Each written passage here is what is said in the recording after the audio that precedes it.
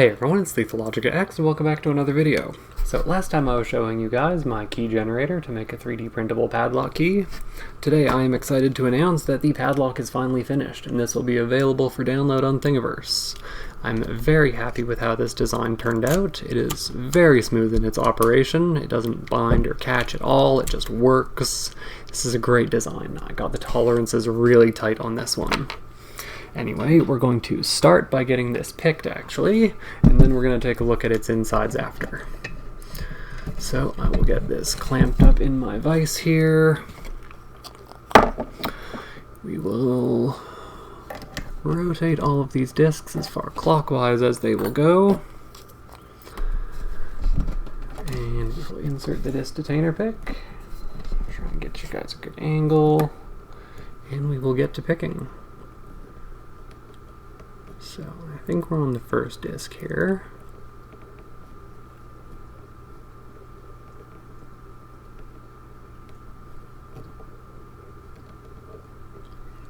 Trying to get the tension right on these locks is very tricky because they are plastic. They do not take well to heavy tension. So I think I might have got that disc set. Move on to the next one here.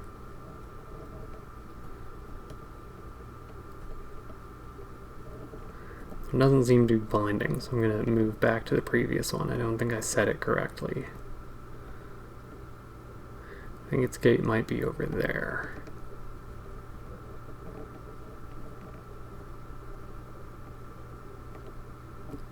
Yeah, that next disc was binding a little bit better. I think I got it set.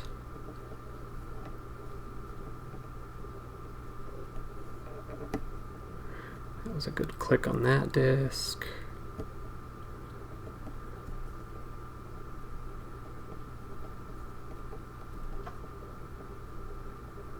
Very faint click on that one. I think I got it set.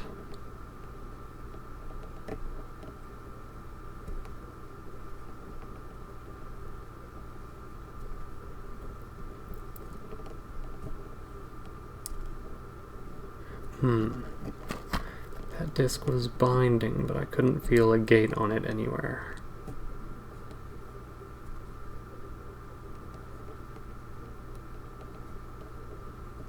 Might be over there. Try that. Okay, good little click on that disc. I think we got that one set. Oh, there we go. That was the last one. We managed to get this picked. That wasn't too bad at all. Alright, so I guess while it's picked here, we will take it apart, and you can see sort of how it works. So this is modeled off of a disc detainer lock, exactly how they are in the real world. So there's a limiter on this core here, so it can only move 90 degrees, and then there's a little sidebar down here, which is currently recessed. So all of these discs would be in a picked state right now, so all of their gates line up, which allows the sidebar to fall down. But if I reset the core here, there we go. Oh, I think I bunged up one of the spacers in there. We'll have to fix that. Oh well. Anyway. Sidebar back in there. Oh, ball bearings in the way. Come on, ball bearings, work with me. Alright, so normally that sidebar sticks out and prevents this from rotating. But once all those gates are set, it allows the sidebar to retract. And then this can turn. So anyway, like I said, the STL files for all of these will be available on Thingiverse. You can go ahead and download them.